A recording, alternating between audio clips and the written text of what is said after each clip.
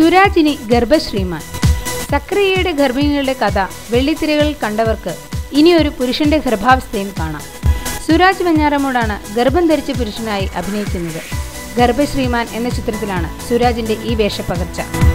Indian cinema ചരിത്രത്തിൽ ആദ്യമായി ഒരു പുരുഷൻ ഗർഭം ധരിക്കുന്നു എന്ന അവകാശവാദവുമായാണ് ചിത്രമെത്തുന്നത്. പ്രശസ്ത ക്യാമറാമാൻ അനിൽ ഗോപിനാഥ് സംവിധാന രംഗത്ത് ചൂടുവെക്കുന്ന ഗർഭശ്രീമാൻ 3000 ദശലക്ഷം വർഷങ്ങൾക്ക് മുമ്പുള്ള ഒരു പുരാണ കഥയെ ആധാരമാക്കിയാണ് കഥാതന്തു ഒരുക്കിയത്. സുധീന്ദ്രൻ എന്ന കഥാപാത്രമായാണ് സുരാജ് ചിത്രത്തിലെത്തുന്നത്. ഒരു നാട്ടുപുറത്തുകാരൻ താൻ ഗർഭം ധരിച്ചുവെന്ന് അറിയുമ്പോഴുണ്ടാവുന്ന സംഭവങ്ങളാണ് സിനിമയുടെ പ്രമേയം.